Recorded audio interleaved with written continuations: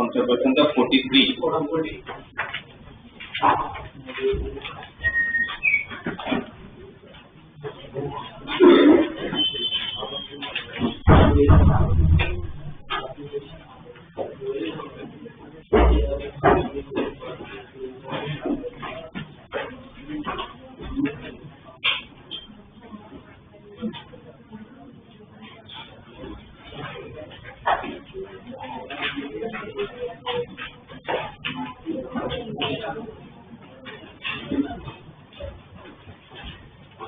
एक बार लेवल 1 का 43वां क्वेश्चन निकालो सब लोग।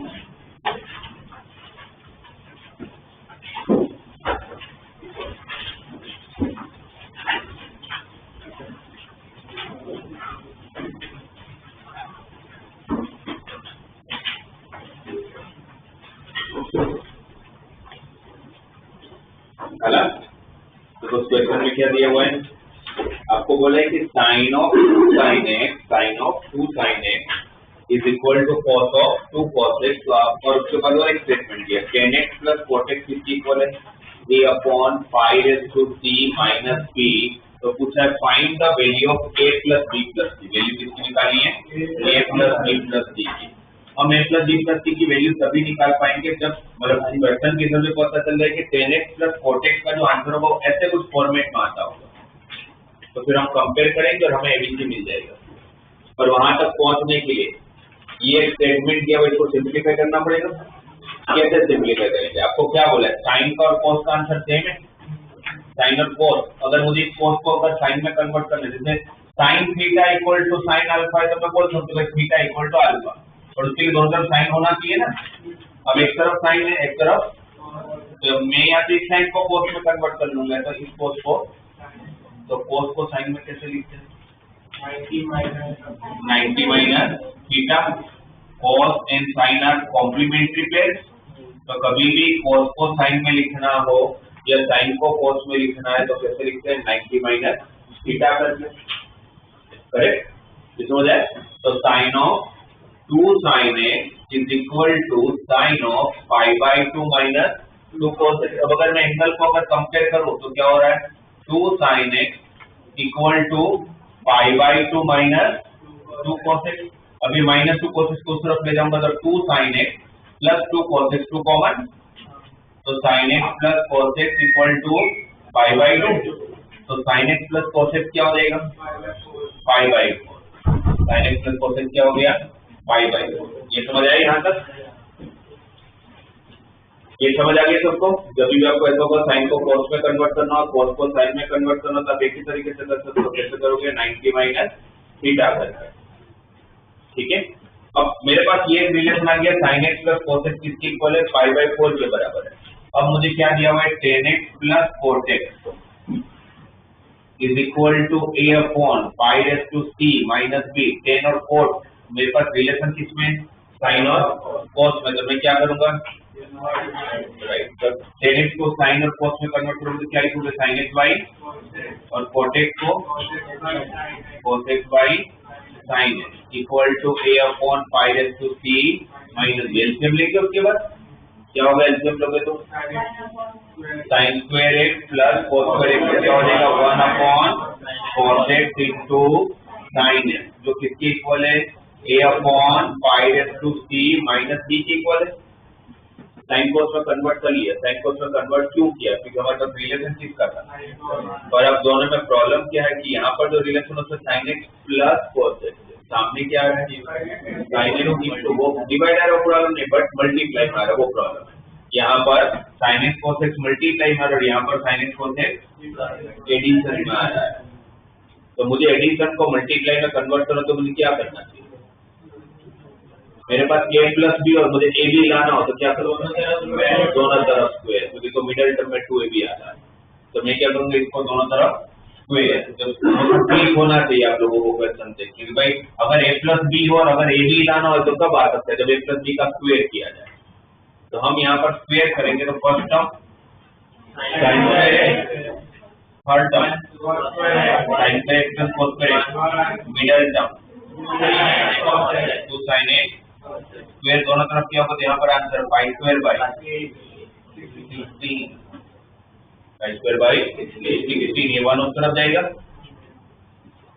तो क्या मिलेगा 2 sin x cos x equal to pi square by 16 minus 1। LCM लोगे क्या आएगा pi square minus 16 divided by 16, ये 2 भी डिवाइड में लूंगा तो 32। ये किसकी वैल्यू आई? आपको यहाँ पर उसका रेसिप्रोकल चाहिए, तो दोनों तरफ रेसिप्रोकल करें अगर तो 1 upon sin x cos x किसकी इक्वल होगा 32 अपॉन पाई स्क्वायर माइनस 16। हमें जितना कंसेप्ट आता है हमने जब सोल्व किया तो हमारा आंसर ऐसा है। जब दोनों ने बोला कि नहीं इसका आंसर जो आना चाहिए किसके बराबर आना चाहिए a upon pi raise to c minus d के बराबर आना चाहिए। तो दोनों तो डिवाइड कर लूंगा तो a कितना 32, c कितना 2, d कितना। हमें क्या करना है नहीं माइनस में प्लस के दोनों तरफ माइनस माइनस है। लास्ट में क्या ढूंढना था a plus b plus c, तो तीनों का एडिशन करोगे तो a plus b plus c आपका 50। ठीक है, सी ऑप्शन हो जाएगा। इसमें से करना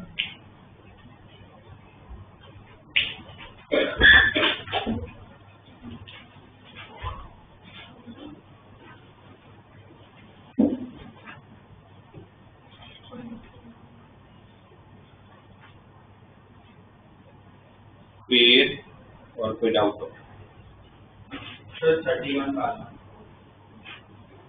तो पीछे से कैसे डाउट आ रहा है लास्ट क्लास में ये था ना कुछ ये तो कैसे ऐसे ही कर लो F alpha plus beta equal 5 pi by 4 और आपको 4 चाहिए तो क्या करोगे दोनों से 4 अप्लाई कर लोगे हो गया। अल्फा प्लस बीटा कितना दिया है हमें आंसर किसमें चाहिए और क्या अप्लाई करोगे दोनों साइड और दोनों से क्या अप्लाई कर लेंगे और 4 a प्लस b की फॉर्मूला क्या होगा cot अल्फा cot बीटा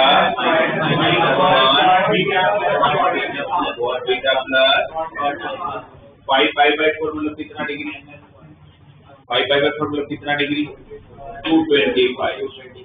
पाई को 180 रखोगे ना तो 180 बाय 4 कितना 45 तो 5 कितना 225 को कैसे लिखोगे 180 प्लस 180 है तो फोर्थ का क्या होगा क्वाड्रेंट थर्ड क्वाड्रेंट में 445 प्लस 1 445 प्लस 1 है तो ये रिलेशन मिला। अब देखते हैं हम उनको क्या चाहिए हमें पूछा क्या है क्वेश्चन में हमें पूछा ये है क्वेश्चन में कि एफ ऑफ थीटा किसके बराबर है cos theta upon 1 plus cot theta और पूछा क्या गया है F of alpha into F of beta. तो एफ ऑफ अल्फा क्या हो जाएगा अगर एफ ऑफ थीटा है तो what is F of alpha तो cot alpha upon 1 plus cot alpha in F of beta तो cot beta upon 1 plus cot beta ये ढूंढना है। ठीक है अगर ये ब्रैकेट ओपन करोगे तो क्या आएगा cot अल्फा cot बीटा और नीचे plus cot alpha plus cot beta plus cot alpha cot beta. देखा जाए तो ये वैल्यू फाइंड करना है आपको और हमारे पास ये रिलेशन है क्रॉस मल्टीप्लाई कर लेते हैं तो क्या होगा cot alpha cot beta minus 1 equal to cot beta plus cot alpha. सही है तो what is cot alpha cot beta 1 plus cot beta plus cot alpha. सही है राइट तो यहाँ पर cot अल्फा cot बीटा की वैल्यू रख सकता हूँ तो अब उसको रख लेता हूँ 1 plus cot beta plus cot alpha या तो फिर ऐसे कर लो ये क्यों कर रहा हूँ मैं इतना cot alpha plus cot beta की वैल्यू डायरेक्टली रख लेते हैं यहाँ पर है ना cot alpha plus cot beta तो यहाँ पर क्या रखोगे cot alpha cot beta minus 1 तो cot alpha cot beta minus 1 करते माइनस 1 और प्लस 1 कैंसल तो cot अल्फा cot बीटा कितनी बार 2 बार और ऊपर एक बार नहीं तो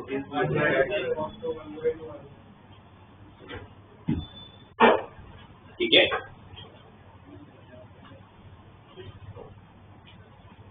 तो ऐसे जब भी क्वेश्चन और स्पेसिफिकली जब टेन कोड की बातें हो रही तो अप्लाई कर लेने का।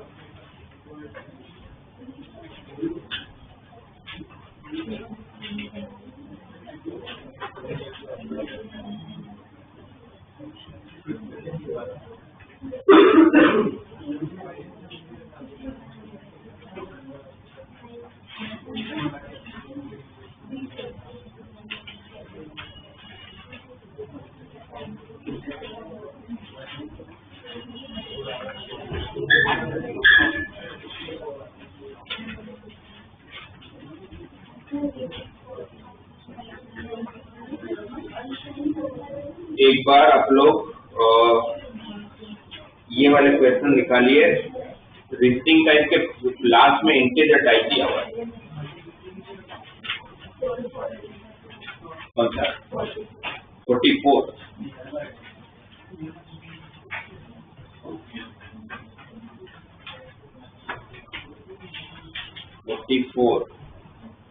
देखो ना 44 क्या करेंगे 44 में? बोल नहीं, एपी वाला तो नहीं लगेगा क्योंकि 8581 एपी में नहीं है, पर उसके एपी में बनाया जा सकता है। नहीं, आपको अगर सारी फॉर्मूला अगर याद है तो क्वेश्चन बन रहा है, क्योंकि साइन 2π/7 प्लस साइन 4π/7, उसके बाद क्या देगा साइन 8π/7। ये जो 8π/7 है उसको मैं पाई प्लस π/7 लिख सकता हूँ। और वो सब कैसे पता चलता है कि ऐसा लिखना है? क्योंकि मुझे सारी फॉर्मूला अच्छी है, मुझे दिखता है साइन की सिर्फ प्लस में तो एक एपी की फॉर्मूला होती है। उसके लिए आपको एंगल किस में चाहिए? वो जो आइडेंटिटी आपके पास उसमें एंगल किस में चाहिए? एपी में चाहिए। तो एंगल एपी में होने के लिए यहाँ पर 2π/7 और 4π/7 है, तो डिफरेंस सेम होना चाहिए ना। तो यहाँ पर 2π/7 का डिफरेंस है, पर यहाँ पर 2π/7 का डिफरेंस नहीं है। तो क्या करना होता है क्वेश्चन में? बड़े एंगल को छोटे एंगल में कन्वर्ट करो। 8π/7 में क्या लिखोगे? पाई प्लस पाई है तो साइन का रहेगा, पर कौन सा क्वाड्रेंट? थर्ड क्वाड्रेंट में साइन क्या होता है? नेगेटिव होता है। तो वापस वो काम नहीं करेगा, क्योंकि वो सोच के हमने ये तो किया कि भाई अगर एपी में लाना होगा ये तो नेगेटिव में चला जाएगा, नेगेटिव में जाएगा ना, पाई प्लस π/7 होगा। तो थर्ड क्वाड्रेंट में तो क्या हो जाएगा? Minus sine π/7 plus sine 2π/7 plus sine 4π/7। अब ये 4 वापस यहाँ पर और यहाँ पर डिफरेंस कितना है? 1 का। तो अभी भी एपी कहाँ हुआ? ये 2 का डिफरेंस है, तो इसको भी कन्वर्ट करूंगा। अब साइन 4π/7 को क्या लिख सकता हूँ? Pi minus 3π/7। पाई है तो साइन का क्वाड्रेंट, सेकंड क्वाड्रेंट में साइन, तो 4π/7 3π/7 हो जाएगा। पर प्रॉब्लम ये है कि हमारे पास ये तीनों एंगल एपी में तो आ गए, बट बाहर माइनस लिखा है। तो हमारे पास जो आइडेंटिटी है उसमें तो बीच में माइनस नहीं होता है। तो फिर वो जो आइडेंटिटी है वो याद है पूरी बड़ी वाली? क्या है वो? n/2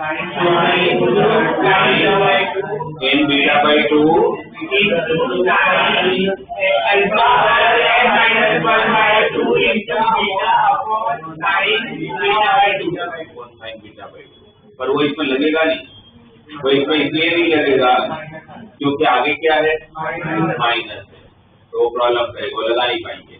तो फिर कुछ और सोचना पड़ेगा, फिर वो लग नहीं रहा है। तो फिर दूसरा टर्म भी चेक कर लेते हैं। दूसरा टर्म में y दिया हुआ है, y के भी एंगल यही है ना।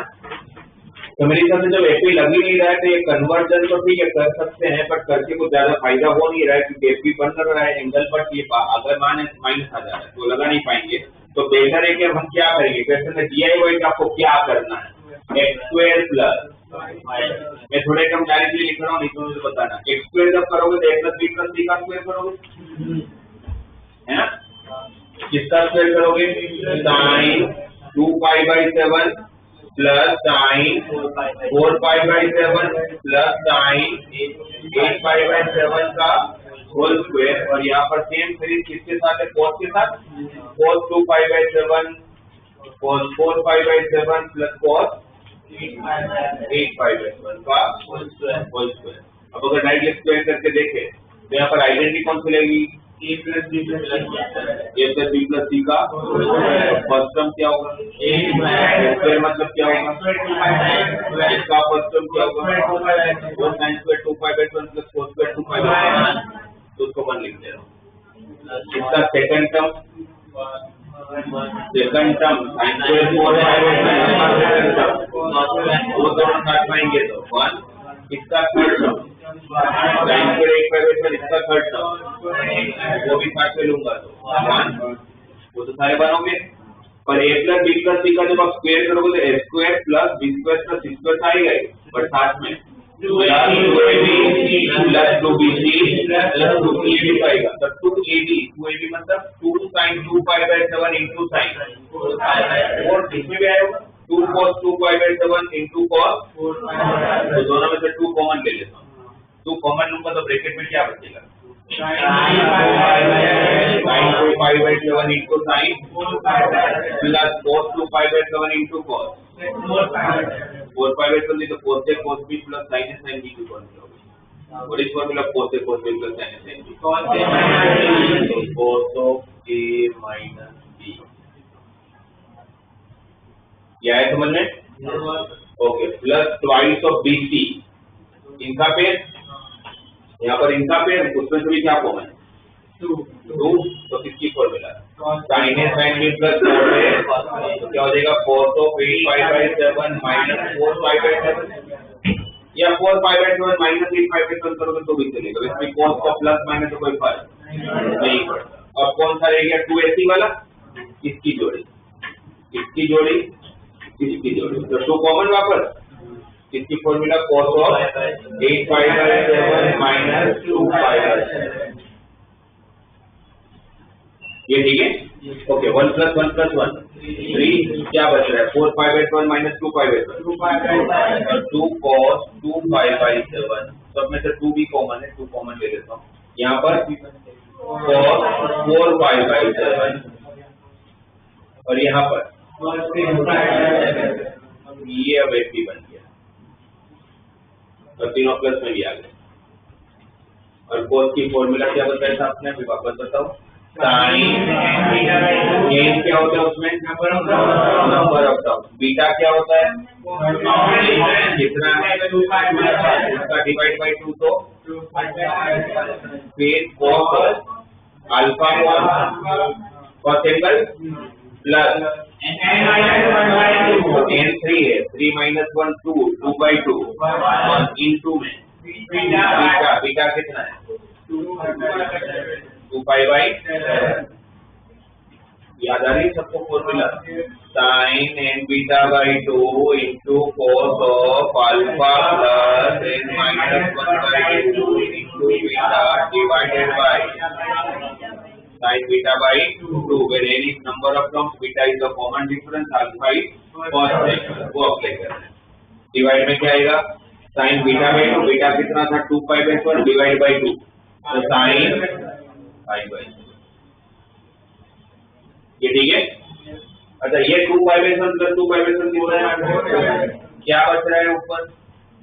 sin 3π/7 into cos 4π/7, वो जो 4π/7 है, उस 4π/7 को अगर हमें लिखना है तो हम क्या लिख सकते हैं? 3π/1, कैसे? 4π/7 क्या होगा? पाई माइनस 3π/7, पाई है तो cos का क्या होगा? cos का क्वाड्रेंट, सेकंड क्वाड्रेंट में cos नेगेटिव, तो वो माइनस आगे जाके प्लस का 3 माइनस ट्वाइस हो। अब क्या रहा ऊपर? sin 3π/7 into cos 3π/7, sin theta cos theta किसकी? 2 sin थीटा cos थीटा किसकी? sin 2 थीटा, और sin 2 थीटा तो एंगल डबल, तो क्या हो जाएगा ऊपर? sin 6π/7 3 minus sin 6π/7 divided by sin π/7। और फिर जब ये फॉर्मूला अप्लाई करके खत्म करते हैं तो ऊपर वैसे ही एंगल मिलता है जो नीचे में कन्वर्ट होता है। 6π/7 को क्या लिखोगे? पाई माइनस π/7, पाई है तो साइन का क्वाड्रेंट साइन, और 0 π/7 और sin π/7 कैंसिल हो जाएगा, 3 minus 1 का आंसर 3 minus 2 वो 2 ले लिया, तो आंसर इसका हो जाएगा 1।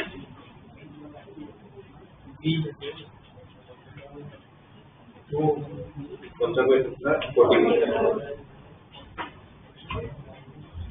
तो इस तरह से हो जाएगा।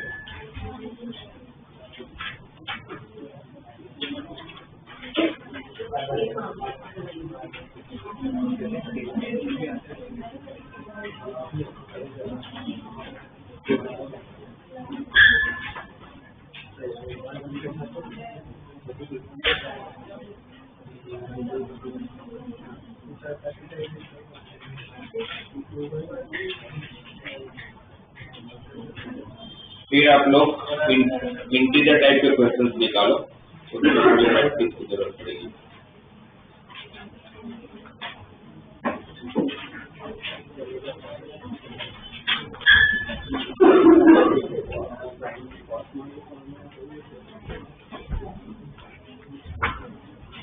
मुझे बताते जाओ, उसका जो फर्स्ट क्वेश्चन है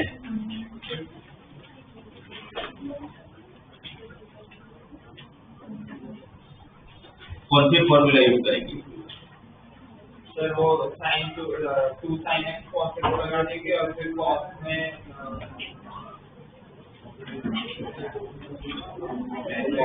फर्स्ट में दिया हुआ f of theta equal to 1 minus sine two theta plus cos two theta divided by 2 cos two theta. पहले फंक्शन बनाना है, फंक्शन को सिंप्लीफाई करना, फंक्शन को सिंप्लीफाई करने के बाद you have to find the value of 8 times f of 11 degree into f of, हमें दोनों की वैल्यू नहीं आती, ना 11 डिग्री आता है ना 34 डिग्री आता है, कोई चांस भी नहीं कि उसको फाइंड कर पाए, बट वो बाद की बात है। पहले तो बात है कि इसको सिंप्लीफाई कैसे करें। क्या लग रहा है? 2 sin x cos x और फिर 2 cos square x minus 1 और फिर कहाँ पर आपको फॉर्मूला चेक होते हुए दिख रही है? सबसे पहले तो 1 और cos 2 थीटा साथ में, what is formula 1 plus cos 2 theta? 2 cos square theta. 1 plus cos 2 theta क्या होता है? sin 2 थीटा की formula 2 sin theta cos theta. नीचे क्या है? 2 sin cos 2 theta. I hope कि यहाँ पर ऐसा कोई भी नहीं बैठा जिसको फॉर्मूला नहीं आती है।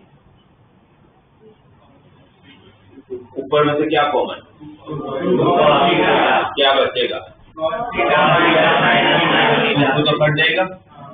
cos थीटा कॉमन लेने का क्या बचा? cos थीटा माइनस ये 2 कट गया था। cos 2 थीटा की फॉर्मूला बताओ जिसमें cos साइन आता हो। cos थीटा माइनस ये 2 फैक्टर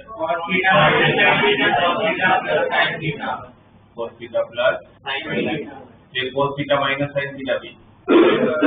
आपके पास सिर्फ लास्ट में बचा क्या?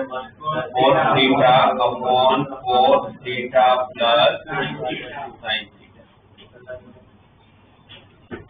है ना? अभी तो सिंप्लीफाई करने का यहाँ तक पहुंचे अपने cos theta upon cos theta plus sin theta. ठीक है, यहाँ तक समझ आया होगा। फॉर्मूला यूज कर लिया, सिंप्लीफाई करके यहाँ तक पहुंचे। अब हमें क्या ढूंढना है?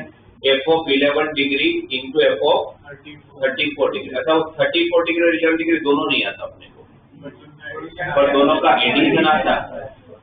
34 प्लस 11 45, है ना? वो क्वेश्चन आपको ऑब्जर्वेंस आपको इतना स्ट्रॉन्ग होना चाहिए, क्वेश्चन के साथ आपको समझ आना चाहिए कि उसके बीच में क्या रिलेशन बन रहा है जो हम यूज कर सकते हैं।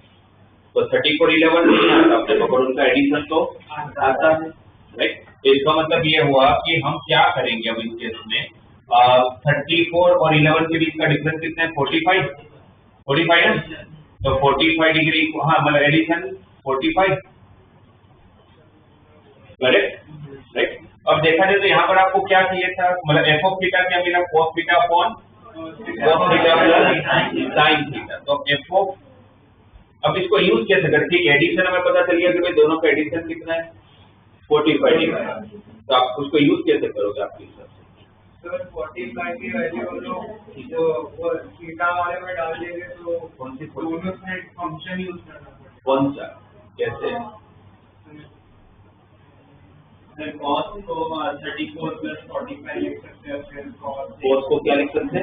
अरे मतलब वो थीटा पे डाल सकते हैं। जैसे तो यहाँ पर डाल दिया 11 डिग्री, तो कौन सा आता है? नहीं मतलब 45 डाल देंगे और मतलब 34 plus 0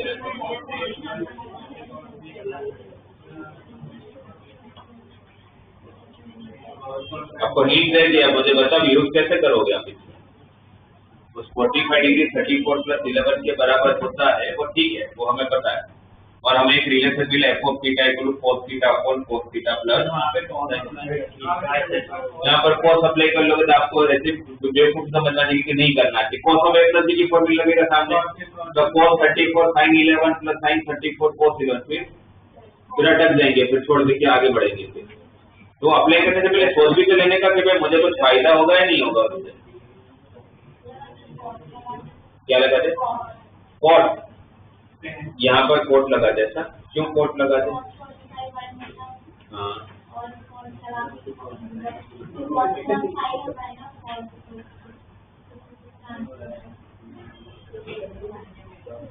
सर कॉट लगाएंगे तो फिर उसकी फॉर्मूला में नीचे आता है ना कॉट ए, मतलब sir cot b plus cot a. देखो क्या करना है, ये यहाँ तक तो समझ आया होगा आपको। और बस ये बात है कि हम लोग इसको यूज कैसे करें। हमें ये पता चल रहा है कि f ऑफ 11 डिग्री हमें नहीं आता है। f of 11 degree into f of 34 degree चाहिए ना, 8 तो चलो बाद में मल्टीप्लाई कर ही लेंगे। f ऑफ 11 का मतलब क्या हुआ? cos 11 degree upon cos 11 degree plus sin 11 degree into cos 34 degree upon cos 34 degree plus sin 34 degree. ये फाइंड करना है आप लोगों को। अब cos देख के ऐसा लगता है कि cos और sin है तो cos और sin अप्लाई करते हैं, बट उससे कुछ होने वाला है नहीं। तो cos और sin से काम लिया तो cos sin और किस में आ सकता है? तो tan या तो cos में आ सकता है, तो वो एक बार ट्राई कर सकते हैं। cos अप्लाई करके तो फायदा नहीं है, अगर tan अप्लाई करेंगे तो tan of a plus b के अगर फॉर्मूला लगाए यहाँ पर, तो tan 45 की वैल्यू 1, यहाँ पर क्या होगा? tan 34 degree plus tan 11 degree upon 1 minus tan 34 into tan 11। और आपको चाहिए किसमें? साइन और कॉस। साइन और cos में। आप tan 34 को क्या लिखोगे? sin 34 बाई cos 34 और tan 11 को क्रॉस मल्टीप्लाई करोगे तो sin 34 into cos 11 plus sin 11 into cos 34 divided by cos 34 into cos 11 minus sin 34 into, और एलसीएम के बाद cos 34 cos 11 ऊपर नीचे कैंसिल हुआ होगा। ये स्टेप समझ आया सबको? क्या किया? tan को क्या लिखा? sin बाई cos, 15 को क्या लिखा? sin बाई cos, हर जगह पर sin बाई cos लिख के एलसीएम ले लिया। ऊपर किसकी फॉर्मूला बन रही है? साइन ऑफ क्या होगा? sin 45 और नीचे cos a प्लस b, तो उससे क्या होगा? नीचे cos 45 sin 45 अपॉन cos 45, तो tan 45, तो tan 45 को tan 45, तो मिला कुछ नहीं। LHS इक्वल टू RHS, तो फायदा कुछ भी नहीं हुआ, जहाँ से वहीं आ गए। तो सेम फिर कोट अप्लाई करने पर भी ऐसे होता है, जब tan में कोई फायदा नहीं है तो कोट में भी कोई फायदा नहीं होता होगा। तो ना साइन में कुछ हो रहा है, ना कोट में कुछ हो रहा है, tan में हो रहा है, कोट में हो रहा है, तो करे क्या?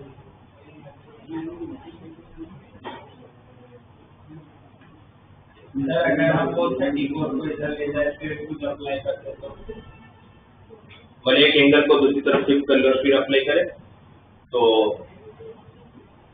इससे ये समझ आएगा, इससे कुछ नहीं होने वाला। दूसरा एक ऑप्शन ये करके भी देख लेते हैं। हम एक एंगल को इस तरफ ले जाए, कोई भी सपोज 34 को इस तरफ ले गए, इस तरफ बचा 11, ठीक है। आप एक बार थोड़ा सा फिर भी को अपने कुछ तरह ऐसे ट्रायल एंड एरर नहीं करता, फिर एक बार सोच लो क्या आपको लग रहा है कि क्या करेंगे तो काम बनेगा, फिर करते हैं। तो थोड़ा सा सोच के मुझे बताओ क्या कर सकते हैं। और इंटीजर टाइप का क्वेश्चन तो पक्का है कि इसका आंसर कोई एक इंटीजर में ही आता होगा।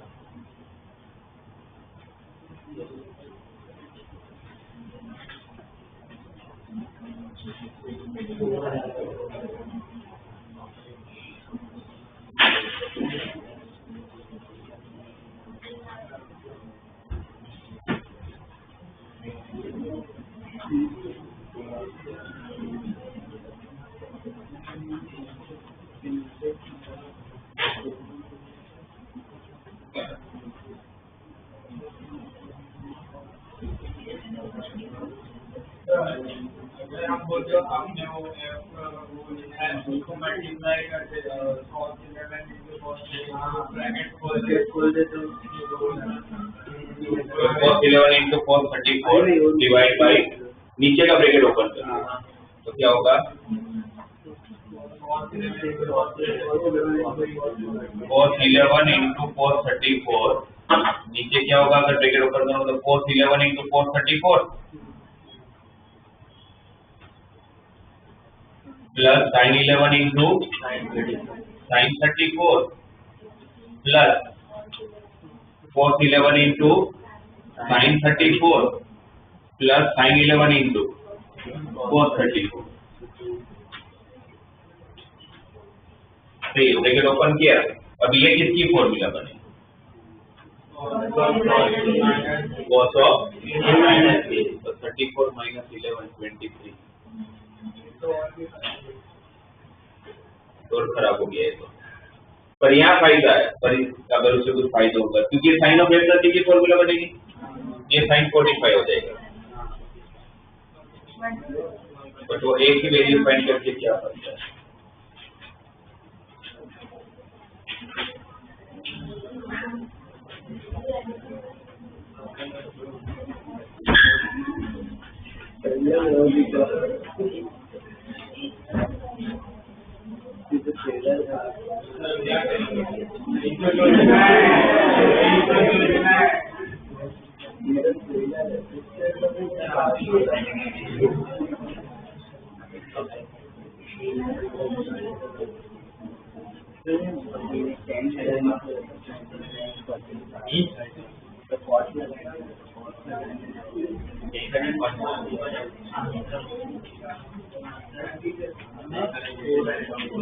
देखो यहाँ पर कोई बात नहीं अपने को ये तो पता चल गया कि भाई ये इसका यूज करना है ये कंफर्म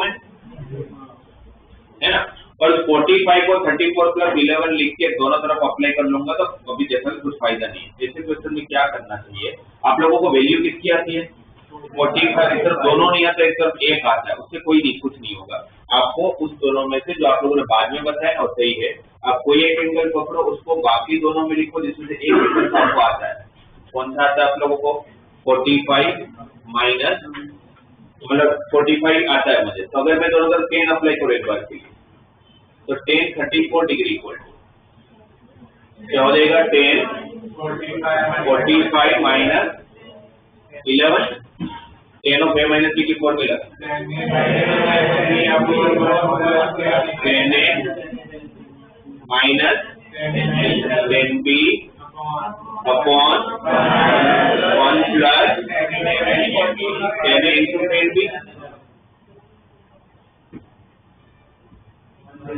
और 1045 की वैल्यू तो 1 हो जाएगा 1045 कितना हो जाएगा 1 ये तो 1 हो गया 1 minus 10 divided by 1 plus 10 11 correct इसको साइन कोस में अगर कन्वर्ट करें तो 10 11 को क्या लिखेंगे sine 11 by cos 11 degree minus sine 11 degree upon cos 11 degree plus sine 11 degree ये किसकी वैल्यू आई 10 34 की 10 34 मतलब एक तरह से इसको ऐसे लिख सकता हूँ ठीक है 10 34 डिग्री की वैल्यू है cos 11 degree minus sin 11 degree upon cos 11 degree plus sin 11 degree ये ठीक है। अच्छा अगर tan 34 अगर ऐसा है तो tan 11 क्या आता होगा? cos 34 minus sin tan 34 degree की वैल्यू अगर ऐसा है cos 11 minus sin 11 upon cos 11 plus sin 11 तो tan 11 क्या आता होगा? cos 34 minus sin 34 upon cos 34 plus minus sin 34 divided by cos 34 plus sin 34 cos 34 plus sin 34 है ना। अगर एक बार हमारे पास ये रिलेशन था, इस रिलेशन को एक तरफ शिफ्ट करेंगे, या तो ये भी तो नहीं पता होगा ना कि अपने को शिफ्ट किसको करना है, तो आप दोनों में कोई भी एक शिफ्ट करोगे तो दो रिलेशन मिलेंगे आपको, या तो ये रिलेशन मिलेगा अगर आपने 11 को शिफ्ट किया होगा, और अगर 34 को शिफ्ट किया होगा तो ये रिलेशन मिलेगा। ठीक है, ढूंढना क्या था, वापस आ जाते हैं। एफ ऑफ थीटा हमारा क्या था, cos theta upon cos theta plus sin theta, right. अगर मैं इसको cos थीटा से डिवाइड करूं ऊपर नीचे तो क्या बनेगा, ये 1/1 प्लस tan थीटा। मुझे तो समझ में आ गया था, साइन cos लगा कुछ फायदा ही नहीं, तो किसमें कन्वर्ट कर ले एक बार, tan या cos में, तो किससे डिवाइड कर लिया ऊपर नीचे, cos थीटा से, क्या आया 1/1 प्लस tan थीटा। अब हमें चाहिए क्या था, f of 11 degree into f of 34 degree, f of 11 degree into f of 34 degree क्या हो जाएगा, 1/1 plus tan 11 degree into 1/1 plus tan 34 degree, correct. अब अगर यहाँ पर अगर ब्रैकेट ओपन करो तो 1 इंटू 1 तो 1, क्या बचा यहाँ पर 1 plus tan 11 degree plus tan 34 degree plus tan 11 degree into, अब ऐसा एग्जैक्टली सेम क्वेश्चन आप लोगों ने अपने डीपीपी में, सेकंड डीपीपी में कर लिया, सेकंड भी नहीं फर्स्ट डीपीपी में कर, वो वाले डीपीपी मतलब जहाँ से प्रूविंग के क्वेश्चन चालू होते, थर्ड या फोर्थ जो भी था आप लोगों का। तो अब क्या करते थे, ये सारी चीजें फालतू है, जितना भी किया इसमें कुछ भी नहीं काम का है, इसमें से कुछ भी काम का नहीं है कि वो वही जो हम जान लेते cos और sin की वैल्यू मेरे लिए फाइंड करना पॉसिबल ही नहीं है। किसमें कन्वर्ट कर लेने का ऐसे क्वेश्चन में, tan या cos में, किसमें भी कर सकते हो। मैंने cos से डिवाइड कर, अगर sin से डिवाइड करता तो cos में कन्वर्ट हो जाता।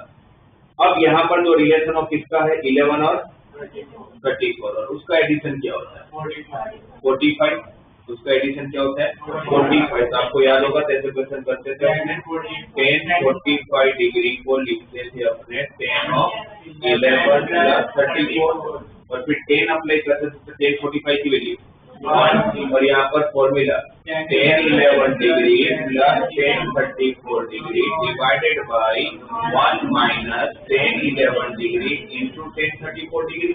इसको सब्स्टिट्यूट कर लो, क्रॉस मल्टीप्लाई करो, 1 minus tan 11 degree into tan 34 degree equal to tan 11 degree plus tan 34, ये माइनस वाला टर्म इस तरफ आएगा तो प्लस हो क्या आएगा, तो पूरे की वैल्यू मिलती 1, तो पूरे की वैल्यू कितने आ गई 1 equal to tan 11 degree plus tan 34 degree plus tan 11 into tan 34, जिसकी वैल्यू किसके बराबर आया 1 के बराबर, तो ये पूरा 1 हो गया, तो आंसर कितना है 1/2, उसके साथ क्या मल्टीप्लाई करना है 8, तो 8 इंटू 1/2, और इसका आंसर क्या होगा 4। तो आपको कैसे सोचना चाहिए इस टाइम पर, आपको 40 ये समझ में आ गया भाई 34 11 के बीच में 45 डिग्री बन रहा है, बट cos sin आप लेकर के फायदे नहीं, क्योंकि cos 45 डिग्री की वैल्यू क्या होती है 1/√2 sin 45 की वैल्यू। आपको आंसर कैसा चाहिए था इंटीजर, तो मेरे लिए √2 और प्रॉब्लम करेगा, इसलिए cos sin अप्लाई करके तो फायदा था ही नहीं, तो फिर क्या अप्लाई करना चाहिए था tan और cos, तो पहले इसको तो tan में कन्वर्ट करो, यहाँ tan लगा रहा उसके पहले, तो पहले इसको tan में कन्वर्ट कर लो, फिर आपको ऑटोमेटिकली अपने आइडियाज लगते जाएंगे। क्लियर, तो ये सारी चीजें जो कर रहे थे इससे कुछ भी काम का नहीं था, ये मैं सिर्फ आप लोग कैसे सोच रहे हो वही बताना था मुझे कि आप लोग को प्रोसीडिंग कैसे होना चाहिए, कैसे आप क्वेश्चन देख के डिसाइड करोगे करेंगे क्या आपने। उसका सेकंड क्वेश्चन ये आगे समझे, उसका सेकंड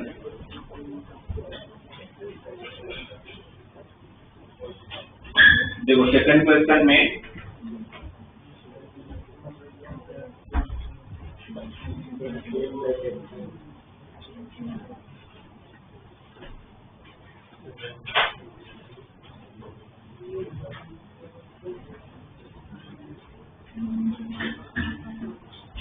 तो इसके सेकंड क्वेश्चन में क्या दिया हुआ है, F of X is equal to twice of 7 cos x plus 24 sin x into 7 sin x minus 24 cos x। Question ये है and we have to find the maximum value. किसके maximum value, F of X raise to power 1/4 का, मतलब indirectly F of X का maximum value है, फिर power 1/4 तो बाद में करना है। इसकी मैक्सिमम वैल्यू फाइंड करना है, मतलब इनडायरेक्टली आपको रेंज फाइंड करना है। किसी का मैक्सिमम मिनिमम ढूंढने का मतलब क्या है, रेंज पता करना है, किससे छोटा किससे बड़ा। उसके लिए पहले इसको सिंप्लीफाई कर लेंगे। क्या होगा, ब्रैकेट ओपन करोगे तो फर्स्ट टर्म 49। अच्छा ऐसा कर सकते हैं, आपको क्या लग रहेगा, मैं अगर ये कर लूं, इसका तो रेंज आता है, आता है ना, 1 आता है, इसका भी आता है, ये भी तो वही फॉर्म है। तो दोनों का रेंज फाइंड करो और दोनों को मल्टीप्लाई करो। कर सकते हैं ऐसा, क्यों नहीं करते, रेंज मल्टीप्लाई होता है पर टेंडेंसी सेम हो तो, क्योंकि साइन कॉस एक जैसा बिहेव नहीं करते, साइन जब बढ़ता है तो कॉस कम होता है ना। इसलिए आप डायरेक्टली ये नहीं बोल सकते कि मैं इसको मल्टीप्लाई कर मेरा काम हो जाता होगा। तो आपको क्या करना पड़ेगा, फिर तो उस ब्रैकेट को मल्टीप्लाई करना पड़ेगा। क्या होगा, first term 49 sin x into cos x minus 7 into 24 cos square x, सही है। यहाँ पर plus 24 into 7 sin square x, फिर माइनस ये इसके साथ मल्टीप्लाई हो गया, ये इसके साथ हो गया, ये इसके साथ हो गया, फिर क्या बचा 24 इंटू 24 तो 576 into sin x cos x। 24 into 7 कितना होगा, 164। यहाँ पर ये दोनों में से क्या कॉमन, 168। इन दोनों में से क्या कॉमन, ये दोनों सेम टर्म है, बस ये 49 times sin x cos x है, 576 times sin x cos x। तो आप कॉमन ले लोगे तो क्या बचेगा, मतलब सॉरी 49 में से 576 जाएगा तो 529।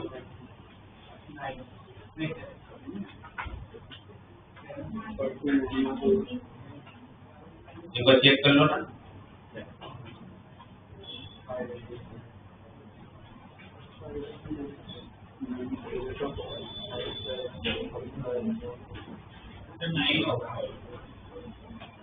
कहाँ पर वो तो 527 है, वो तो बराबर ही है। तो 527 प्लस 49 526 हो जाता है ना, वो तो बराबर है। 49 में से 526 गया तो minus 527 sin x cos x हो गया। मैं यहाँ की बात कर रहा था, ये 168 ही हो रहा है ना।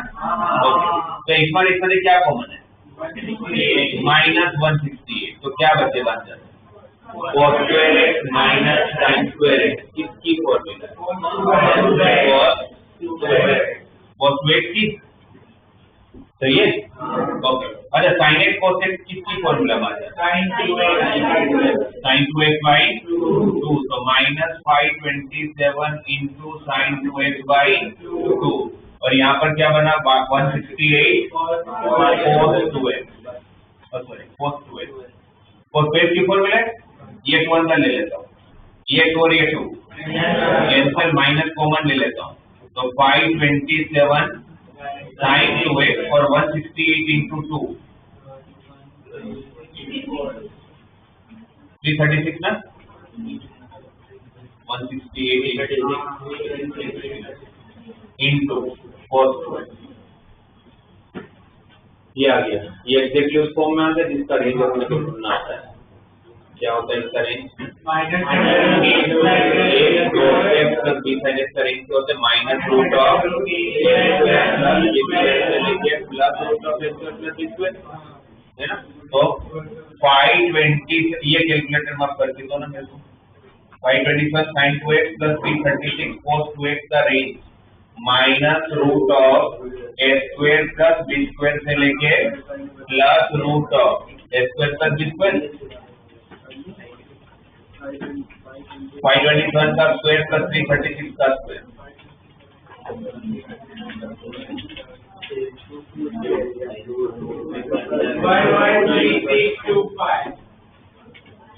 दोनों मिला के 113625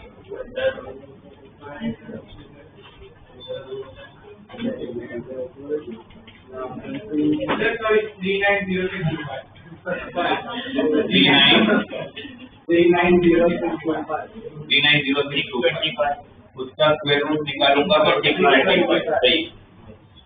ये आप लोगों को इसका स्क्वायर प्लस इसका स्क्वायर करोगे तो 390625 आएगा जो 625 का होल स्क्वायर होता है। 60.63 होता है ना, तो कोई नहीं, वो आपको पता है ना। आप लोगों को ये पता है पीछे 5 आता है तो उसका स्क्वायर रूट या उसका स्क्वायर कैसे निकालते हैं?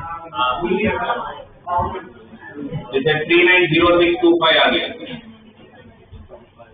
अब आपको तो इसका स्क्वायर रूट निकालना है। तो स्क्वायर रूट निकालने में तो पक्की बात है कि आपको एक प्रोसीजर अगर आपको पता है, क्योंकि वहां पर तो आपको कैलकुलेटर भी तो नहीं मिलने वाला है एग्जाम में, यहाँ तो फिर आप कैलकुलेटर निकाल के आप लोग कर रहे हो। स्क्वायर का चेंज करना वो प्रॉब्लम नहीं है, वो तो ठीक है कर लेंगे। स्क्वायर रूट करना प्रॉब्लम, एडिशन मल्टीप्लाई तो कर ही सकते हैं। स्क्वायर रूट में जैसे पीछे 5 आता है तो उसका तो जैसे 45 का स्क्वायर क्या होगा? क्या हो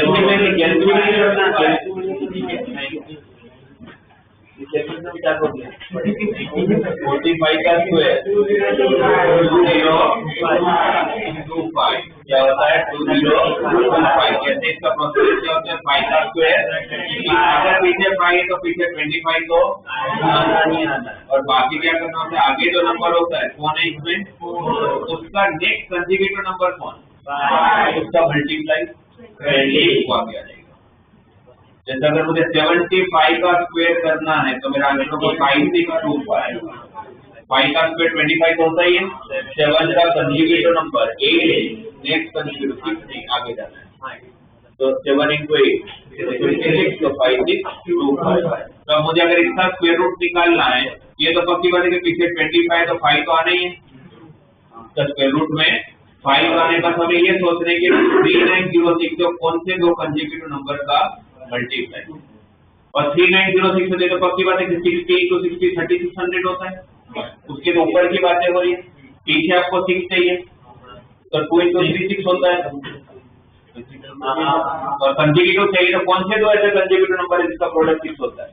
2 और 3 पक्का है, तो 62 into 63 होता होगा।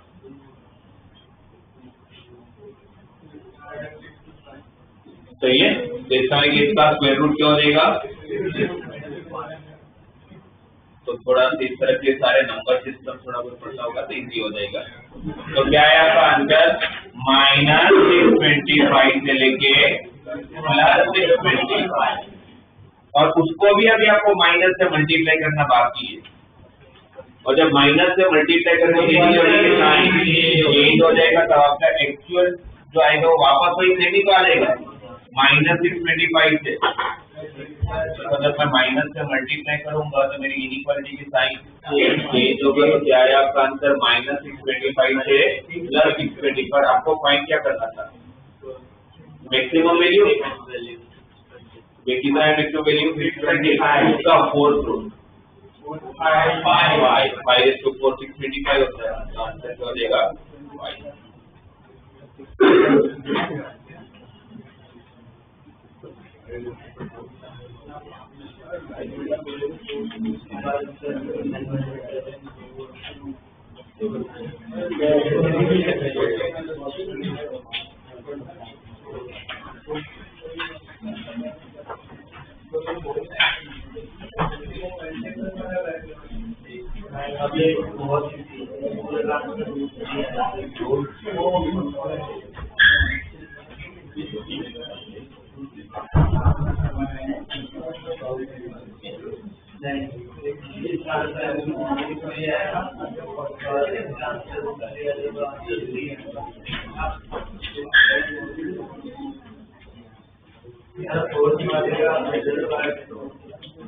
थर्ड फोर्थ हो जाएगा इसलिए।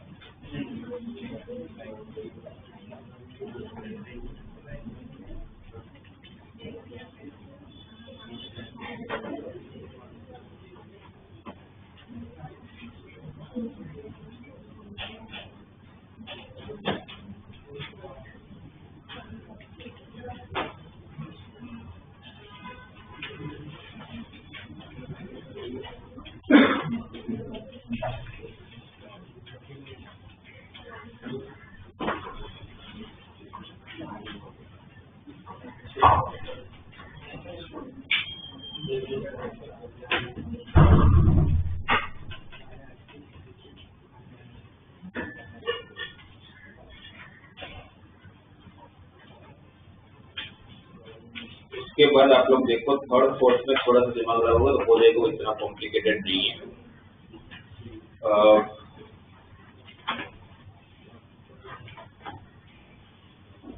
आपको फिफ्थ वाला बताओ कैसे, थोड़ा सा सोचिए। फिफ्थ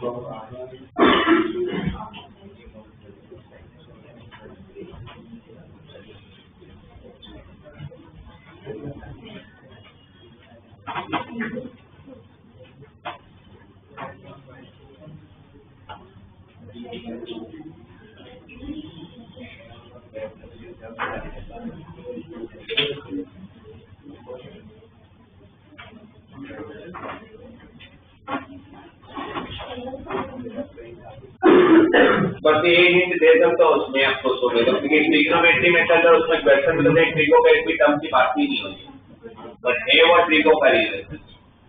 अब वो क्या है वो रिलेशन नहीं, वो तो मैं बताने भी नहीं वाला, आपको लेना है 2 से 3 मिनट, बट आप बताओ मुझे करोगे कैसे,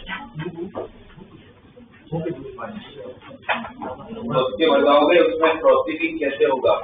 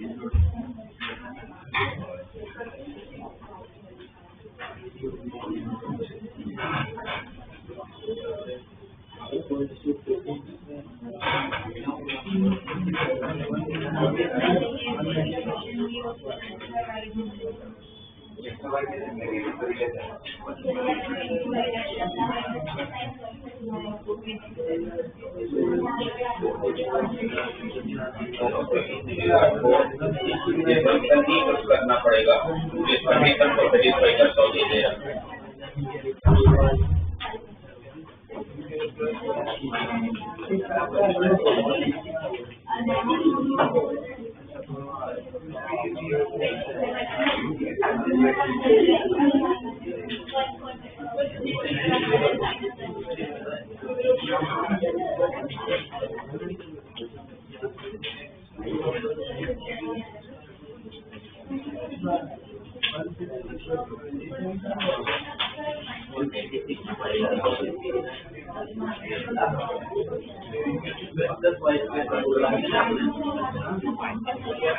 और एक हिंट दे देता हूँ आपको, समझ नहीं हो रहा तो जो आपको दिया हुआ x प्लस वाई का स्क्वायर प्लस वाई माइनस 12 का स्क्वायर इक्वल टू 14 का स्क्वायर, वहां पर आप लोगों को कुछ ट्रिग्नोमेट्रिक असम्पशन लेना पड़ेगा जो कंडीशन को सेटिस्फाई करता हो।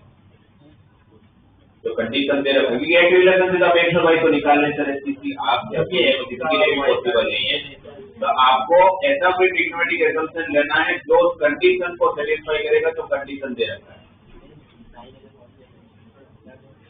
अब वो सोचो कि असम्पशन क्या होगा।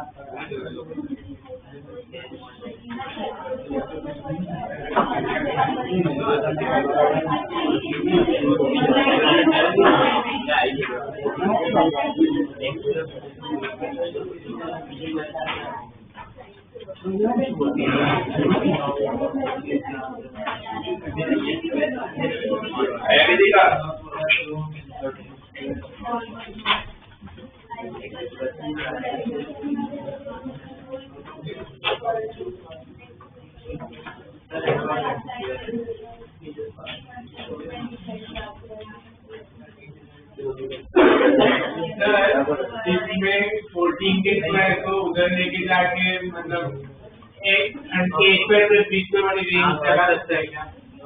मतलब जैसे 14 का जो स्क्वायर है वो दूसरे का लेफ्ट हैंड साइड लेके जाके वो रेंज में जैसे ए का प्लस बी स्क्वायर वाला यूज करते हैं, तो 14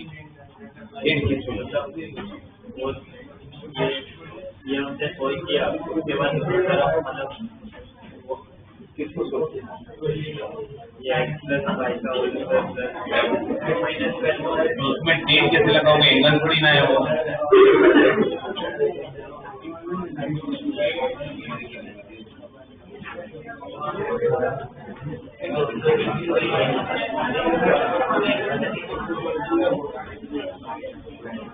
ओके चलो ठीक है, मैं बता देता हूँ आपको। जैसे मैंने बताया कि भाई क्वेश्चन के अंदर आप लोगों को ट्रिगों की कहीं बात नहीं हो रही है, बट आपको मिनिमम वैल्यू फाइंड करनी है root of x square plus y square की।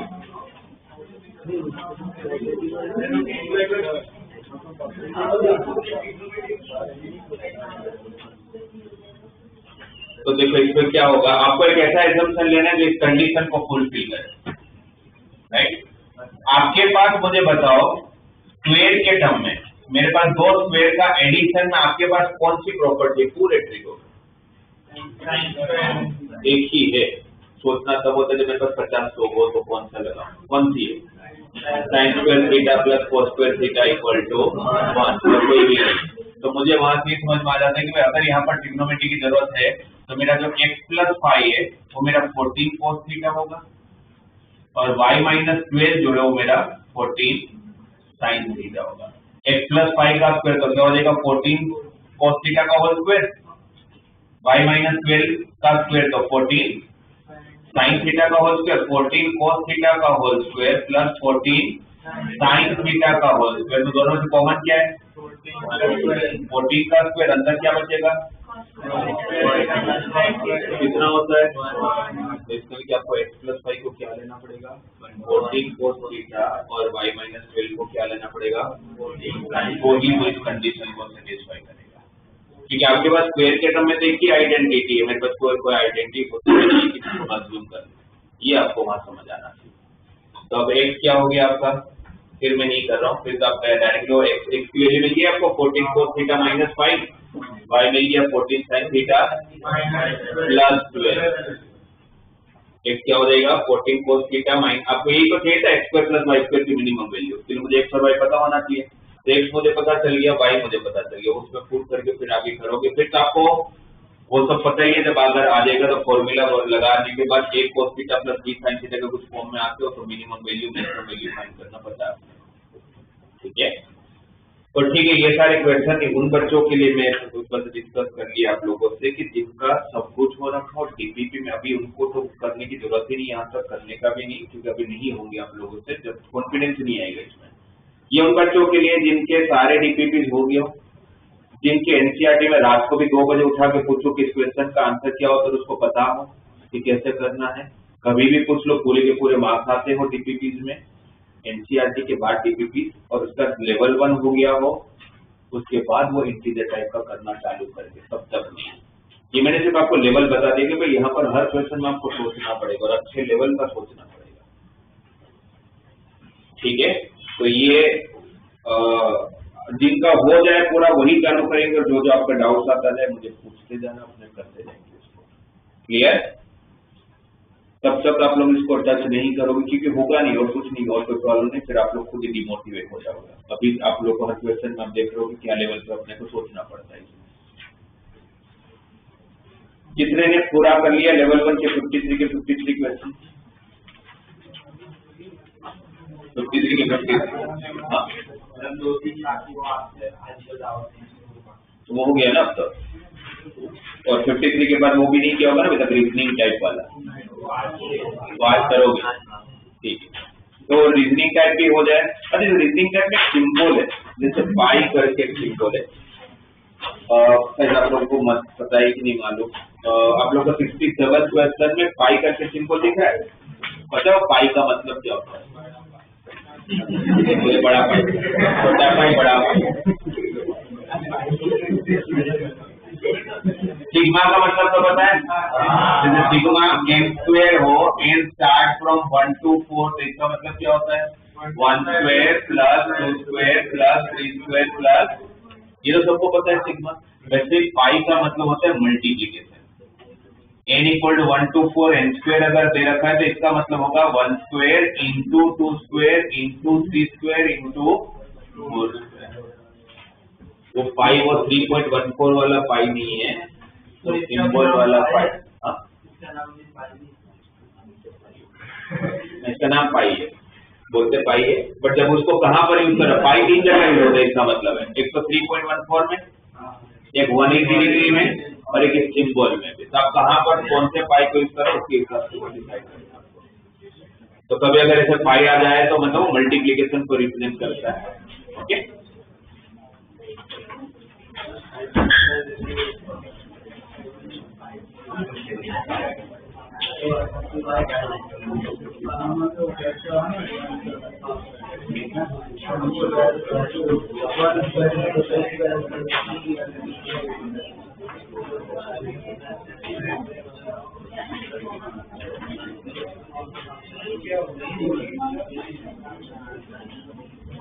ओके, यहाँ पर ध्यान दो सब लोग, सब कुछ छोड़ के यहाँ पर ध्यान सबका। हाँ, क्या क्या हुआ मुझे कुछ क्या उसको वो समझ नहीं आ रहा कि जैसे आपने बोला था sine square plus cos square theta होना था, तो उसको वो नहीं समझ रहा कि 14 कॉस स्क्वायर हो सकता था, क्योंकि सामने क्या दिया था। चलो वापस समझो, x प्लस 5 था ना, x प्लस 5 का स्क्वायर प्लस y माइनस 12 का स्क्वायर इक्वल टू 14 का स्क्वायर। अपने पास स्क्वायर में आइडेंटिटी है cos square plus sin square equal to 1, ठीक है ना, सामने 1 होना चाहिए, तो मैं 14 स्क्वायर को डिवाइड कर लेता हूँ सामने 1 लाने के लिए, तो ऐसे लिख सकता हूँ x प्लस 5/14 पूरे का whole square plus y minus 12/14 का होल स्क्वायर इक्वल टू 1। ये समझ आए? तो फिर ये अब क्या बनेगा, तो इस पूरे को क्या लिखूंगा, किसका स्क्वायर का एडिशन 1 होता है?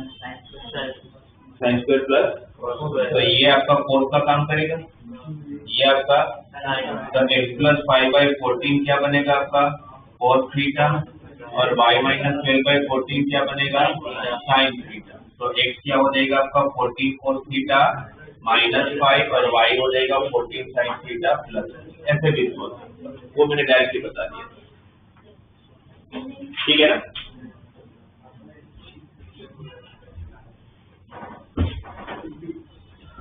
ओके भाई, यहाँ पर ध्यान, हम लोगों का ट्रिग्नोमेट्री का 2 पार्ट हो गए थे। देखो बेसिक कंसेप्ट और यूनिट सर्कल वगैरह जो भी था उस पे काफी काम किया हमने। उसके बाद trigonometric ratios and identities almost 1 महीने से काम कर रहे थे, जिसके ऊपर अभी तक आपका 51 फॉर्मूला हो गई है। कैसे 51 हुई मैं गिना देता हूँ। 51 कैसे हुई? 10 compound angle, 8 transformation formula, count करके 18 हुआ, 10 का मल्टीपल एंगल, 10 वैल्यू कैसे भाई? 10 15 याद किया, 10 22 एंड हाफ याद किया, sin 18 याद किया, तो cos 72 भी याद किया क्योंकि दोनों एक ही है, cos 36 sin 54, पर वो सारी गिनोगे तो 10 वैल्यूज हो, कितना हो गया 38 हुआ, राइट। एक फिर 1 रेडियन की वैल्यू, अगर उसको भी एक फॉर्मूला गिना तो 1 रेडियन इक्वल टू 57 डिग्री 39, फिर sin theta sin 60 minus theta sin 60 plus theta, वैसे 3 है, sin का cos का tan का, कितना हुआ 42, फिर एक cos की सीरीज जिसमें एंगल डबल हो रहा था, sin 2 raise to n theta upon 4 raise to n into sin theta, कितना हुआ 43 हुआ, 38 31 42 हुआ ना, 43। फिर हमने ये याद किया था cos 2 अल्फा की फॉर्मूला को मैंने सब्जेक्ट tan स्क्वायर अल्फा को बना के दिया था। एक तो ये था formula cos 2 theta equal to 1 minus tan square theta upon 1 plus tan square theta, इसमें tan स्क्वायर थीटा को तो सब्जेक्ट बनाया तो tan square theta equal to 1 minus cos 2 theta upon ये था। फिर cos theta minus tan theta equal to 2 cos 2 theta,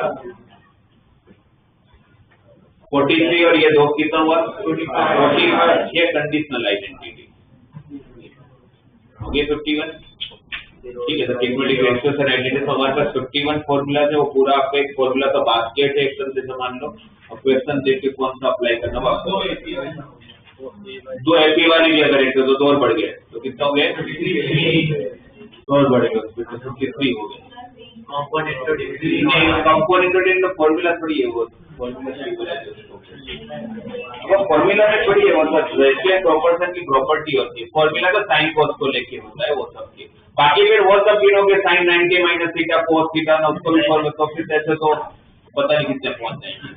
फिर range को भी एक फॉर्मूला मानोगे कि sin -1 से 1 होता है, तो वो तो कंसेप्ट है, वो फॉर्मूला नहीं है कोई, ठीक है। तो ये पार्ट आप लोगों का खत्म हुआ। अब जो इसका दूसरा पार्ट है, ब्रीफिंग आज दे देता हूँ, बहुत ज्यादा टाइम है नहीं आज, बट जितना ब्रीफिंग है उतना दे देता हूँ क्योंकि उसमें आपको फॉर्मूला बहुत ज्यादा याद नहीं रखनी, यही फॉर्मूला आगे काम आने वाली है। वो पार्ट का नाम है ट्रिग्नोमेट्रिक इक्वेशन।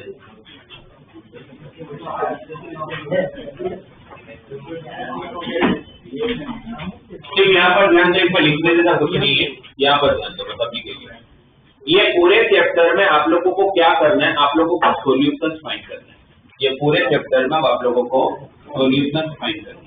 सॉल्यूशन फाइंड करने का मतलब है, सॉल्यूशन फाइंड करने का मतलब है कि अब आप लोगों को कोई वैल्यू दे देंगे, जैसे आपको बोल देंगे, अच्छा सॉल्यूशन जब फाइंड करेंगे उसमें 2 टाइप के सॉल्यूशन होते हैं। First is called principal solution, पहला जो होता है उसको क्या बोलते हैं प्रिंसिपल सॉल्यूशन। प्रिंसिपल सॉल्यूशन उसको बोला जाता है ऐसे वैल्यू जो 0 से लेकर 360 के बीच में। प्रिंसिपल सॉल्यूशन कौन सा होते हैं, मतलब एक ही बार चक्कर मारना है, एक बार चक्कर मार के अपने को सर्कल में खत्म कर देना है। ए से चालू करेंगे वापस ए पे आ जाएंगे, उसको बोलेंगे प्रिंसिपल सॉल्यूशन। और एक होगा जनरल सॉल्यूशन। जनरल सॉल्यूशन वो है जिसका कोई एंड नहीं होता, क्योंकि सर्कल थोड़ी ना खत्म होता है। सर्कल खत्म नहीं होता तो कोई भी वैल्यू तो इनफाइनाइट टाइम तक मिल सकती है, राइट। तो प्रिंसिपल सॉल्यूशन अगर मेंशन किया जाएगा क्वेश्चन में तो इस तरह के आपको सिर्फ आंसर किसके बीच में चाहिए, 0 से लेकर 360 के बीच में। और अगर जनरल सॉल्यूशन चाहिए तो जितने पॉसिबल एंगल सारे चाहिए, राइट। एक एग्जांपल देता हूँ, पहले प्रिंसिपल सॉल्यूशन के एग्जांपल देता हूँ।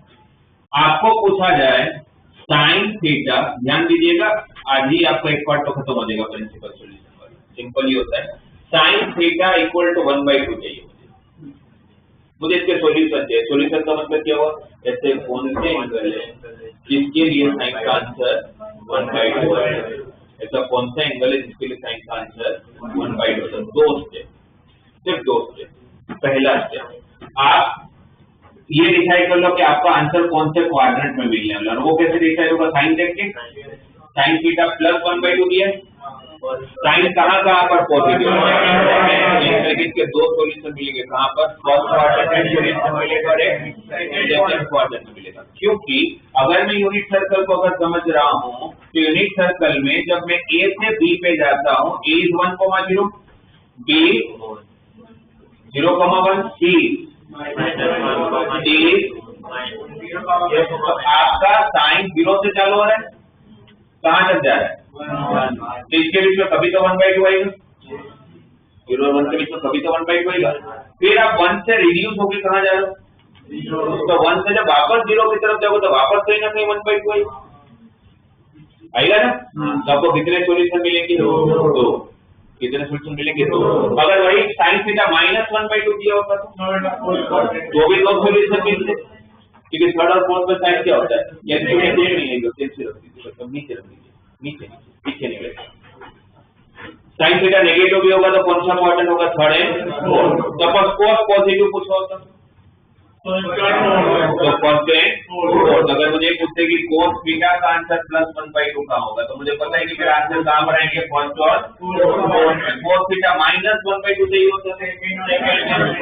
तो कोई भी ट्रिग्नोमेट्रिक टर्म से हमेशा आपको दो सॉल्यूशन मिलेगा। मैं प्रिंसिपल सॉल्यूशन की बात कर रहा हूँ, क्यों, बस हर ट्रिग्नोमेट्रिक टर्म 2 बार पॉजिटिव होते हैं और 2 बार नेगेटिव। कहाँ पर पॉजिटिव होगा,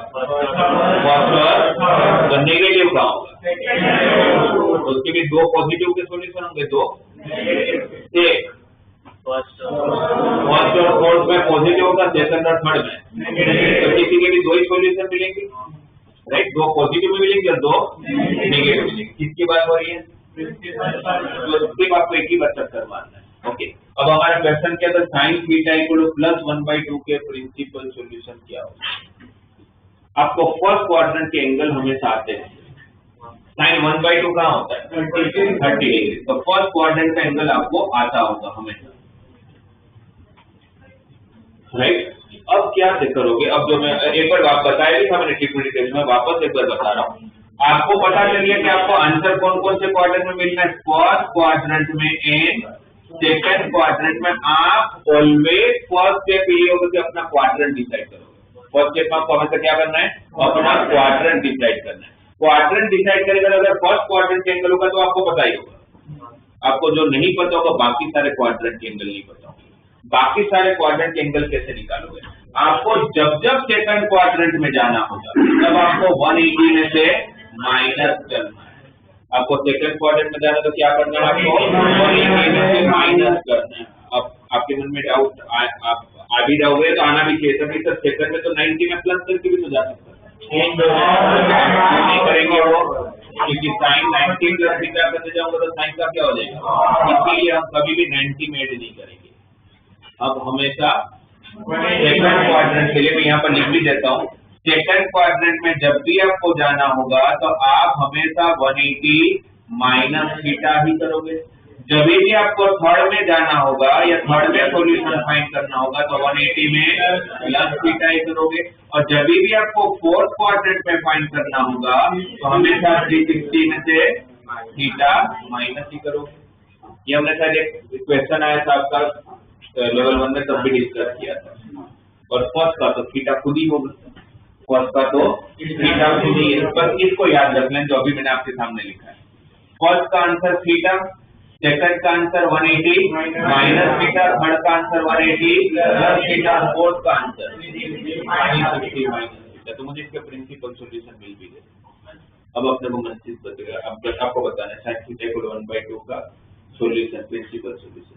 सर थीटा इक्वल टू 30, इसमें 150 और इसमें दो ही हो सकते। कौन कौन सा? फर्स्ट क्वाड्रेंट क्योंकि पॉजिटिव था तो फर्स्ट क्वाड्रेंट का एक एंगल 30 और सेकंड का 180 माइनस 30। तो sin थीटा इक्वल 1/2 के दो प्रिंसिपल सॉल्यूशन कौन कौन सा? 30 degree and 150 degree. 30 degree and 150 degree. अगर आपको अगर वेरीफाई करना है तो sin 150 डिग्री की वैल्यू निकालोगे तो 1/2 आएगा क्या? 150 को क्या लिखोगे? और 180 है तो साइन का कौन सा क्वाड्रेंट? साइन पॉजिटिव होता है तो sin 30 का आंसर 1/2। कुछ वेरीफाई करने की जरूरत नहीं, होता ही होगा। ठीक है, अब बाजू वाला जो लिखा है cos थीटा इक्वल 1/2, तो उसका principal solution cos theta equal 1/2 कौन कौन सा क्वाड्रेंट रहेगा? cos पॉजिटिव कौन कौन से क्वाड्रेंट होता है? cos में फर्स्ट का आंसर 60, फोर्थ में जाना है तो माइनस 60। तो यही जो आपको लिखा है मैंने, वही इसी को बोलते हैं प्रिंसिपल सॉल्यूशन। जो क्या बोलते हैं? Principal solution. फर्स्ट का आंसर हमेशा थीटा, सेकंड का आंसर 180 माइनस थीटा, थर्ड का आंसर 180 प्लस थीटा, फोर्थ में जाना है 360 माइनस थीटा। 270 में प्लस करके क्यों नहीं मैं फोर्थ में जा रहा हूँ? राइट, 90 का ऑड मल्टीपल है तो ट्रिग्नोमेट्रिक टर्म को चेंज कर देगा। ठीक है, ये क्लियर है? ओके, अब इसमें अलग क्या पूछ सकते हैं? इसमें अलग ये पूछ सकते हैं आप लोगों को कि हो सकता है कि आपको ये दे दिया जाए, ध्यान दीजिएगा कि cos 3 theta is equal to -1/2। ये मुझे प्रिंसिपल सॉल्यूशन चाहिए। cos 3 थीटा इक्वल टू -1/2 के हमें प्रिंसिपल सॉल्यूशन चाहिए। आप लोगों को टेंशन लेने का ही नहीं कि यहाँ पर क्या दिया हुआ है। आपको फर्स्ट टाइम जब घूमते उसके हिसाब से सोचना है। जब मैं फर्स्ट टाइम मूव करूंगा तो cos नेगेटिव कौन कौन से क्वाड्रेंट में होते हैं? सेकंड है। सेकंड में जाना है तो मैं क्या करूँ? 180 माइनस थीटा। थीटा कौन है? नहीं, थीटा मतलब फर्स्ट क्वाड्रेंट का एंगल को थीटा बोलते हैं ना। अच्छा ठीक है, एक स्टेप चलते वापस कंफ्यूज हो जाओगे। आपको ये पता चल गया कि cos नेगेटिव में चाहिए तो कौन कौन सा quadrant? Second and third. Second में जाने तो 180 में से माइनस करना है, थर्ड में जाने तो 180 में प्लस करना है। वो क्या माइनस और प्लस करना है? तो मैग्नीट्यूड देखने का। क्या देखने का? cos का 1/2 होता है, बस वो आपका थीटा। यहाँ क्या दिया उसका मतलब ही नहीं है।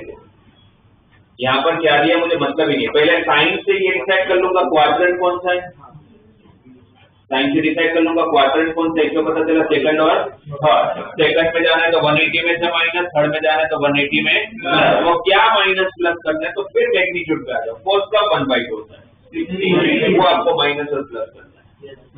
सही है। अब ये जो आंसर आया कितना है? 20 और 40। राइट। अब हमें फाइंड क्या करना था? Principal solution. क्या फाइंड करना है? प्रिंसिपल सॉल्यूशन का मतलब क्या होता है? थीटा कहां से कहां तक होना चाहिए? अब वहां पर एंगल में अब एंगल पा जाओ। क्या दिया हुआ है? इसका मतलब क्या है कि सर्कल आपको 3 बार घूमने को बोला है। तो थीटा अगर मेरा 0 से 360 है तो 3 थीटा मेरा क्या होगा? 0 से 180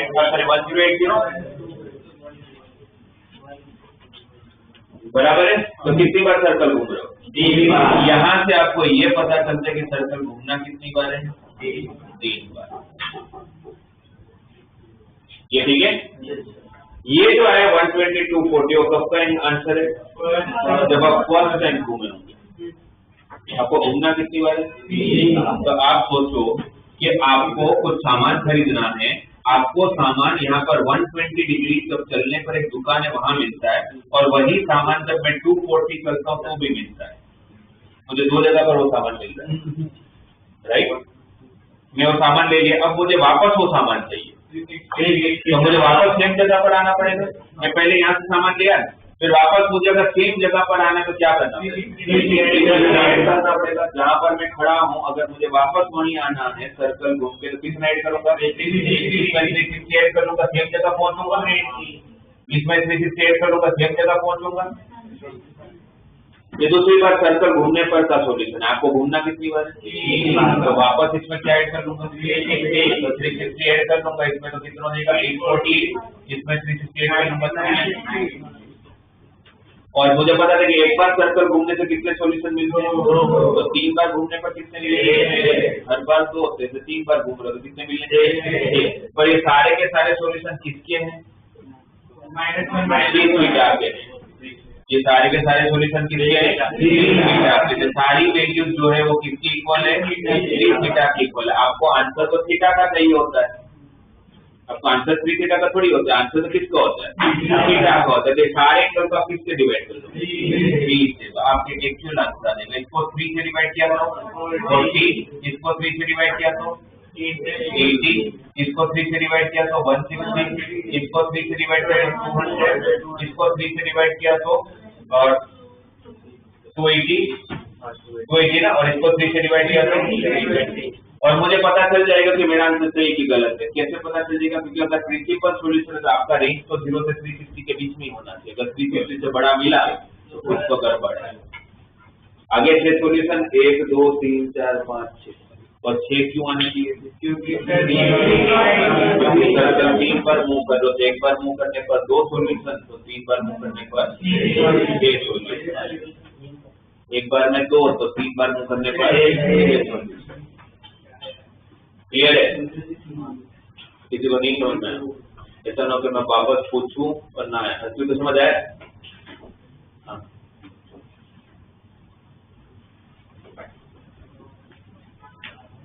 अब बताइएगा अर्जुन की क्या होगा इसका solution? sec 2 theta equal to √2। sec 2 theta √2 के प्रिंसिपल सॉल्यूशन।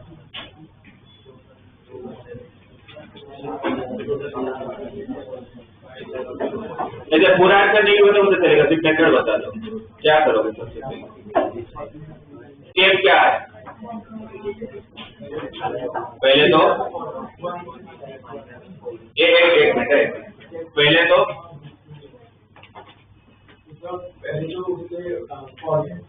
क्वाड्रेंट डिसाइड करेंगे कौन कौन सा क्वाड्रेंट है। फर्स्ट एंड फर्स्ट सही है। फर्स्ट ले तो क्या करोगे हमेशा? क्वाड्रेंट। कौन से क्वाड्रेंट है ये? फर्स्ट कैसे पता चला? फर्स्ट हाँ पॉजिटिव होता है, जहाँ फोर्थ पॉजिटिव होता है फर्स्ट एंड फोर्थ। ठीक है,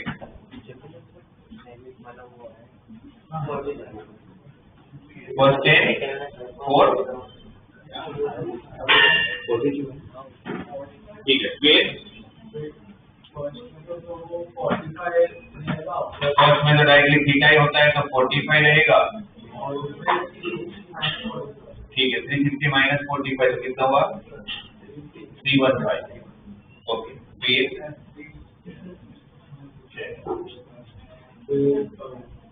ये कब का आंसर है? फर्स्ट टाइम घूमने, अभी 2 बार घूमना है।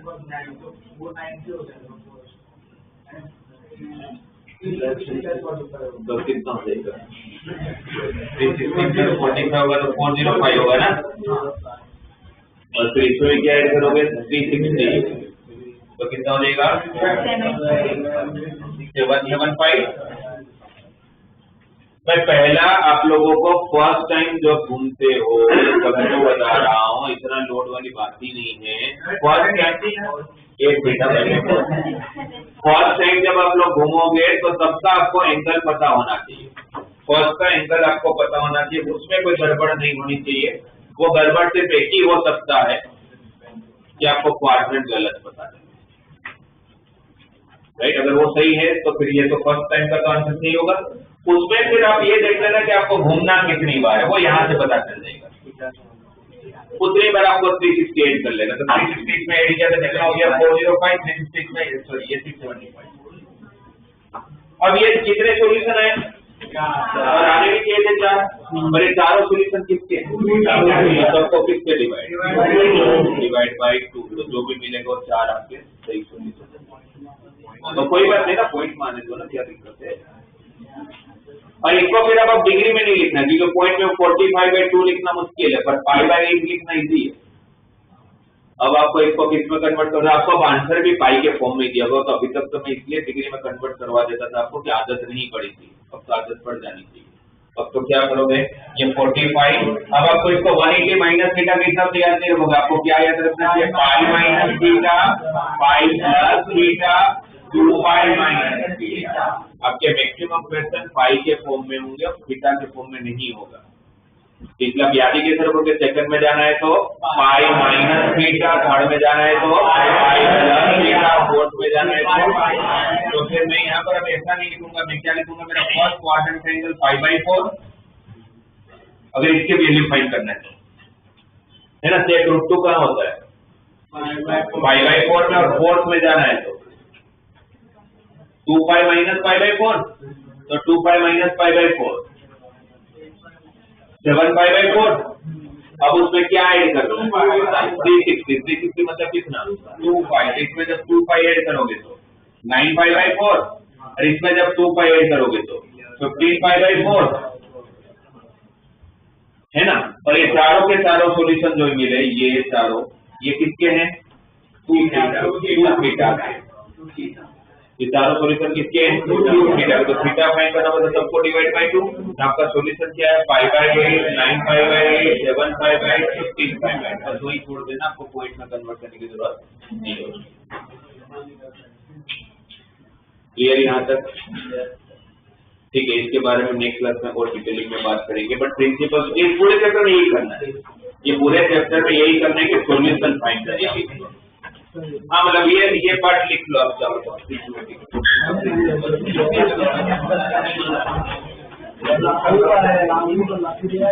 ये पार्ट बस लिख लो, ट्रिग्नोमेट्रिक इक्वेशन टाइटल मारो और प्रिंसिपल सॉल्यूशन लिखो।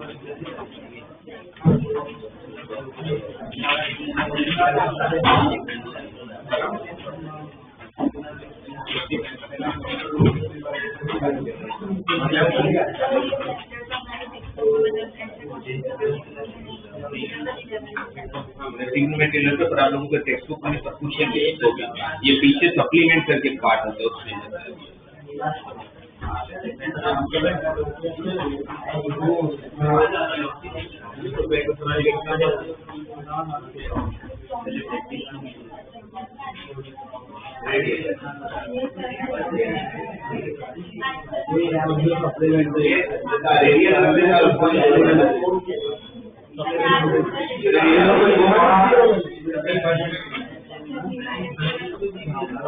हमने इसमें एक पार्ट किया होगा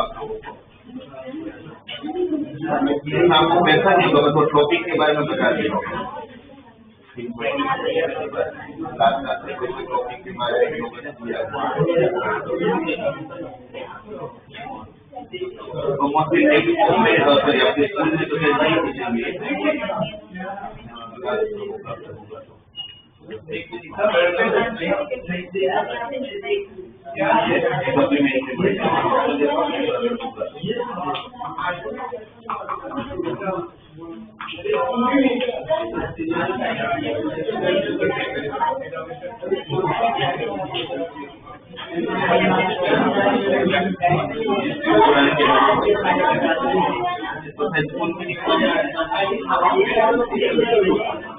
कोई भी